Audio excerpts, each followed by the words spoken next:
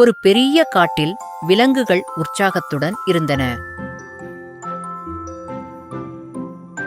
காட்டின் வலிமை போட்டிக்கான நேரம் இது.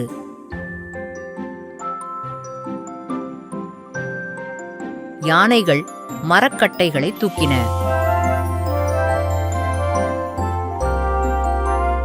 காண்டாமிருகங்கள் ராட்சத பாறைகளை தள்ளின. சிறுத்தைகள் தங்கள் வேகத்தை காட்டின.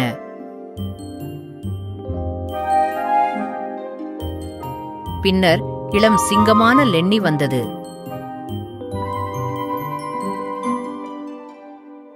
மூத்த சிங்கமான லியோ பெருமையாக கூறியது, சிங்கம், வலிமை என்பது யார் சத்தமாக கர்ஜிக்கிறார்களோ, யார் கடுமையாக போராடுகிறார்களோ அவர்கள்தான். கூட்டம் ஆரவாரம் செய்தது. ஆனால் லென்னி குட்டி சிங்கம் யோசித்தான். லென்னி, சண்டையிடுவது மட்டும்தான் வலிமையா? போட்டி தொடங்கியது. ஒவ்வொரு விலங்கும் தங்கள் சக்தியை காட்டியது. லென்னியின் முறை வந்தபோது அனைவரும் இடியுடன் கூடிய கர்ஜனையை எதிர்பார்த்தனர்.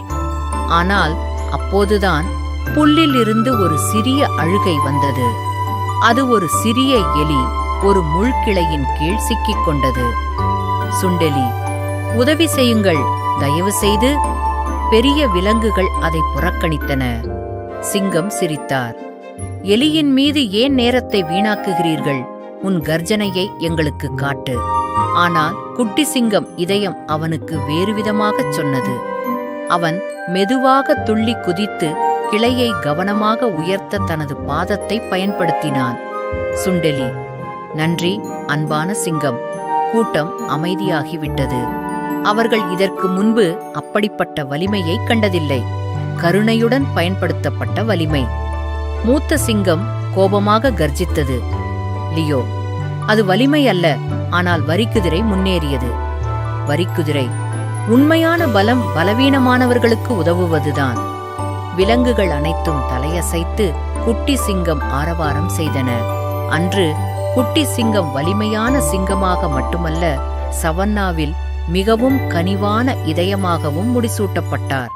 உண்மையான பலம் உரத்த கர்ஜனைகளிலோ அல்லது கடினமான சண்டைகளிலோ இல்லை. மற்றவர்களுக்கு உதவ உங்கள் சக்தியை பயன்படுத்துவதில் உள்ளது. எங்க சேனல்ல வர கதைகள் பிடிச்சிருந்தா ஒரு லைக் போட்டுட்டு சப்ஸ்கிரைப் பண்ண மறந்துடாதீங்க.